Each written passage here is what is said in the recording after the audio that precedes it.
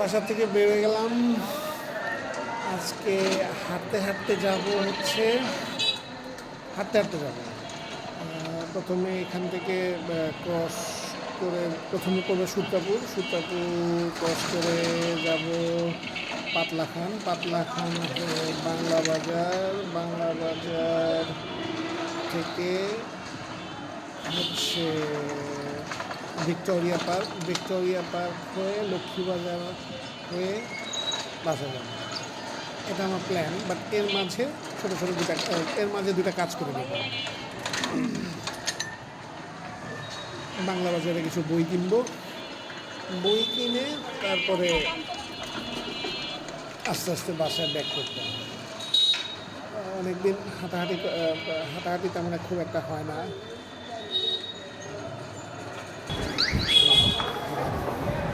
আচ্ছা, এই রাস্তা দেখা যাচ্ছে কিছু রেস্তোরাঁ অনেক পুরানো, গ্যান্ডারিয়া সুকাপুর এলাকা মানুষদের জন্য খুবই পুরানো এবং খুব নাস্তা বিকালের নাস্তা খুবই ইন্টারেস্টিং ছিল। আসল মোটামুটি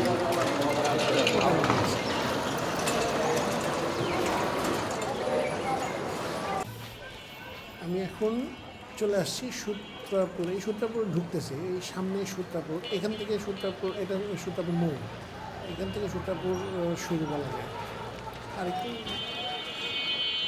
সামনে থেকেই। কিন্তু মজার ব্যাপারটা হলো আমি এখন যেই জায়গাটা ক্রস করতেছি এইখানে ছিল বেশ বড় একটা খাল, এবং এই খালের উপরে ব্রিটিশদের তৈরি করা একটা ব্রিজ ছিল, যেটাকে আমরা লোহারপুলের ব্রিজ বলি, লোহারপুল ব্রিজ। এই এই সেই ব্রিজ, কত বড় খাল, গয়না নৌকা চলবে এই খাল দিয়ে। হাঁটতে হাঁটতে এই সূত্রাপুর এলাকায় ঢুকে গেছি। সামনে সূত্রাপুর পুলিশ স্টেশন। এই যে বাম দিকে যে দোকানগুলো, এগুলো অনেক পুরান দোকান এবং বেশ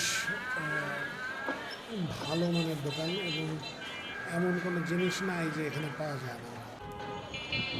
এলো সূত্রাপুর বাজার। এই সূত্রাপুর পুলিশ স্টেশন থেকে যে রাস্তাটা ডাইন দিকে চলে গেল, এই দিক দিয়ে চলে যাওয়া যায় একদম লক্ষ্মীবাজার। আচ্ছা, হাতের একটু সামনে গিয়ে হাতের ডান দিকে পড়বে সূত্রাপুর বাজার। এটা অনেক পুরানো বাজার। যারা লাস্ট 10-12 বছর ধরে বিদেশে চলে গেছে, তারা যদি এখন এখানে আসে তারা এই এলাকা চিনবেই না, এতটাই চেঞ্জ হয়ে গেছে। এখানে এত বড় বড় বিল্ডিং কখনোই ছিল না। হায়েস্ট সব 2 তলা বা 3 তলা বিল্ডিং ছিল।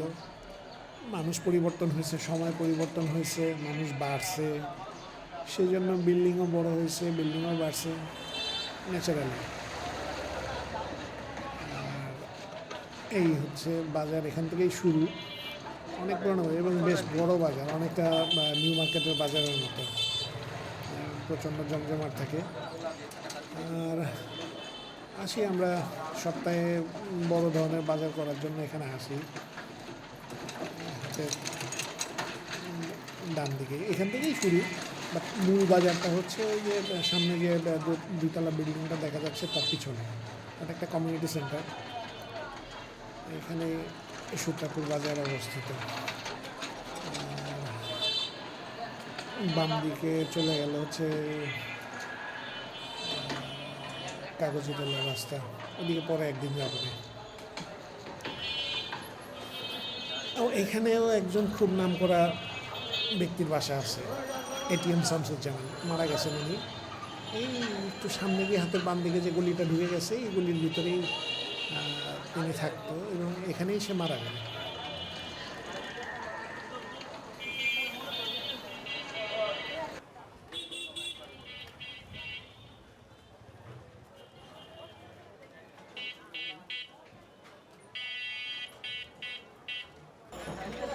হাঁটতে হাঁটতে চলে আসলাম পাতলাখান লেন। পাতলাখান লেনটার নামকরণটা তেমনভাবে কোথাও পাওয়া যায় নাই, তবে এই এলাকাটা বিখ্যাত হচ্ছে হ্যাপি এখন, লাকি এখন তাদের জন্মস্থান এখানে। আর অনেকেই আছে। রিসেন্ট সময়ের মধ্যে আছে হচ্ছে শাহেদ আলী সুজন, অভিনেতা। ওই পাতলা খান্ডানি তার বাসা, পুরোনো বাসা। এইখানে হয়তো তারা এখন কেউ থাকে না। আর যাই হোক, এইখানে আছে আমাদের ব্যাচের এক ফ্রেন্ড, এখন দেশে নাই। ওর নামটা খুব দারুণ, মোহাম্মদ গোলাম আজম। এইটাই ওদের বাসা ছিল। এখন বোধহয় এখানে থাকে না, ও দেশে নাই, ও দেশে থাকে না এখন, চলে গেছে বাইরে। যাই আস্তে আস্তে সামনের দিকে আগায় যাই। অনেক ঘটনা আছে ওর সাথে, খুবই মজা মজা, খুবই দুষ্টু ছেলে ছিল।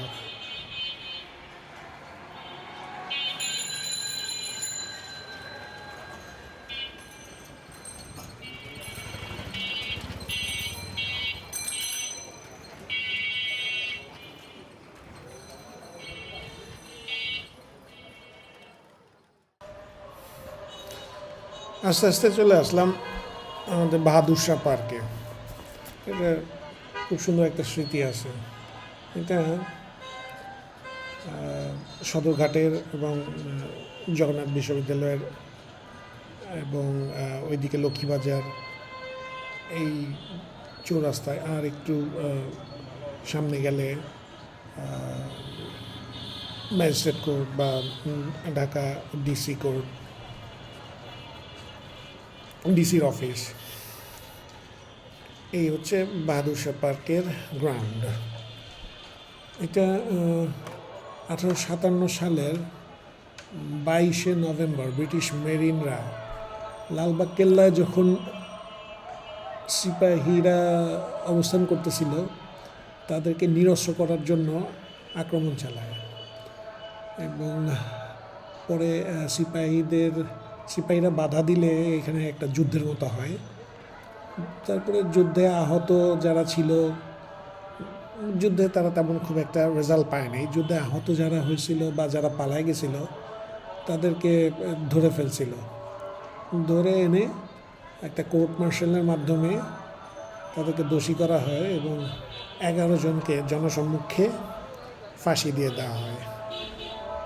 এইটা সেই উপলক্ষে 100 বছর পূর্তি উপলক্ষে ডিআইটি 1957 সালে এই স্থানেই স্মৃতিসৌধটা তৈরি করে। যাই হোক, আমরা চলে আসি লক্ষ্মীবাজারে। লক্ষ্মীবাজারে এই বাম দিকে যে লাল বিল্ডিংটা, এটা কবি নজরুল কলেজ। আর ওইটা, হ্যাঁ, এটা পানির টাঙ্কিটা, এটা অনেক পুরনো, এটা প্রায় ব্রিটিশদের সময়ের। এই সেই লক্ষ্মীবাজারের সেই ব্যস্ত রাস্তা, ব্যস্ততা খুব কম। ডিসেম্বর মাস, বাচ্চাদের পরীক্ষা, স্কুল কলেজের বাচ্চাদের পরীক্ষা শেষ হয়ে গেছে, এই জন্য রাশ নাই, খুবই কম। ফুটপাথগুলো আছে, এগুলো ছিল, এগুলো অনেক দিন ধরে এইভাবেই চলতেছে। ওই সামনে Saint Francis girls high school, সাথে মসজিদ, লক্ষ্মীবাজারের জায় মসজিদ। এই মসজিদটা অনেক পুরনো, এই মসজিদটা এখন রেনোভেট করা। এটাও প্রায় ব্রিটিশ আমলের কাছাকাছি সময়ের। এই বিল্ডিংটা নতুন, পুরান বিল্ডিংটা এখন তেমন কিছুই নাই। ভিতরে কিছু পিলার টিলার থাকতে পারে। আর বাম দিকে যে এখন এটা মহিলা কলেজ, এইটাই ছিল মিউনিসিপ্যালিটি অফিস ঢাকা দক্ষিণ, এখন যেটা চলে গেছে এই বঙ্গবাজারের ওইদিকে চলে গেছে। এইখানেই ছিল। এই বিল্ডিংটা এরকম ছিল না, এটা লাল রঙের একটা বিল্ডিং ছিল পুরানো। পরে এটা এরকম ছিল না। এই লক্ষ্মীবাজার খুবই সুন্দর ছিল, হালকা ছিল, মানুষ তো এত ছিলই না। খুব নস্টালজিয়া, চিন্তাই করা যায় না। আর এখন এত রাশ, এত রিক্সা, তো হাঁটাই সম্ভব না।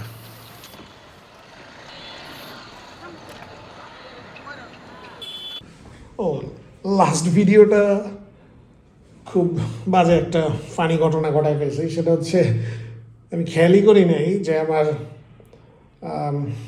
ক্যাম পোর্ট্রেট মোডে রয়ে গেছে।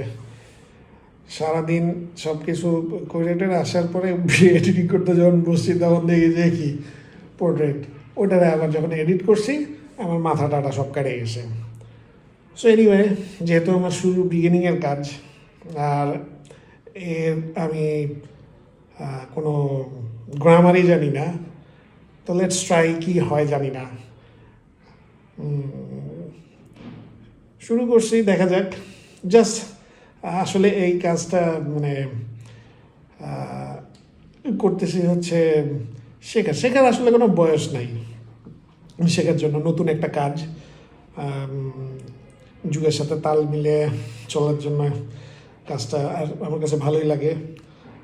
ইদানিং ছেলে মেয়েরা যে ভিডিও করতেছে তারা প্রচণ্ড কষ্ট করতেছে, সো কেন না আমিও, আমাদের সময় আছে, এখন যথেষ্ট সময় আছে।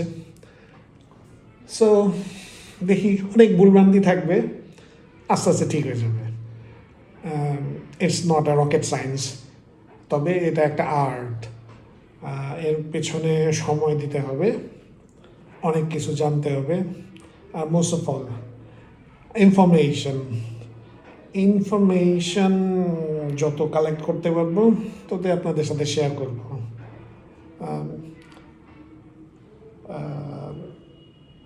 ওকে, hope for the best, thank you.